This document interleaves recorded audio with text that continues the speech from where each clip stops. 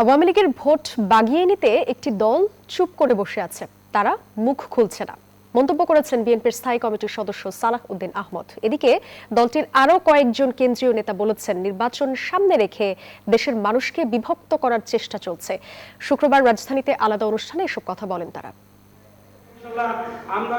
রাজধানী জাতীয় প্রেস ক্লাবে বিএনপি চেয়ারপারসন বেগম খালেদা জিয়ার সুস্থতা কামনা করে এই দোয়া মাহফিল ১৩তম প্রতিষ্ঠা বার্ষিকীতে যার আয়োজন করে জাতীয়তাবাদী নবীন দল।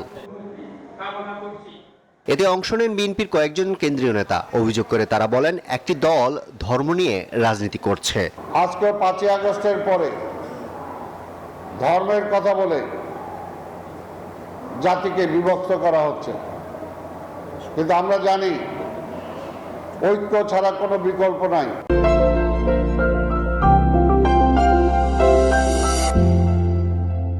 যখন তখন বলে যে আপনাদেরকে এই গন্তব্যে পৌঁছে দেব, আপনাদেরকে এই জায়গায় পৌঁছে দেব, এইখানে যেতে হলে পুলসেরাত পার হওয়া লাগবে না। তিনি যখন অসুস্থ হয়ে যায় মানুষ বলে বাংলাদেশ অসুস্থ হয়ে গেছে।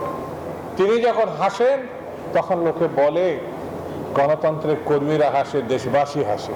তাকে রক্ষা করা যদি সম্ভব হয় তাহলে বাংলাদেশে গণতন্ত্র রক্ষা করা সম্ভব হবে। রাজধানীর খামারবাড়িতে কৃষিবিদ ইনস্টিটিউটে বিএনপির দেশ গড়ার পরিকল্পনা কর্মসূচির ৬ষ্ঠ দিনে উদ্বোধনী অনুষ্ঠানে যোগ দেন দলের স্থায়ী কমিটির সদস্য সালাহ উদ্দিন আহমেদ। বলেন, একটি দল আওয়ামী লীগের বিপক্ষে মুখ খুলছে না এবং একটি দল আওয়ামী লীগের ভোট প্রাপ্তির জন্য আওয়ামী লীগের বিরুদ্ধে একটি শব্দ উচ্চারণ করে না। এখন সেই দলটি আওয়ামী লীগের ভোট টানার জন্য তাদের যে ভূমিকা সেটা জনগণের সামনে উন্মোচন করেছে। বিএনপির এই জ্যেষ্ঠ নেতা বলেন, আবেগী হয়ে নয়, আগামী নির্বাচনে সুষ্ঠু পরিকল্পনা নিয়ে আগাতে চায় বিএনপি। আপনারা রাষ্ট্রের প্রতি দায়বদ্ধ থাকবেন, গণতন্ত্রের প্রতি দায়বদ্ধ থাকবেন। আরিফুল ইসলাম, নিউজ 24, ঢাকা।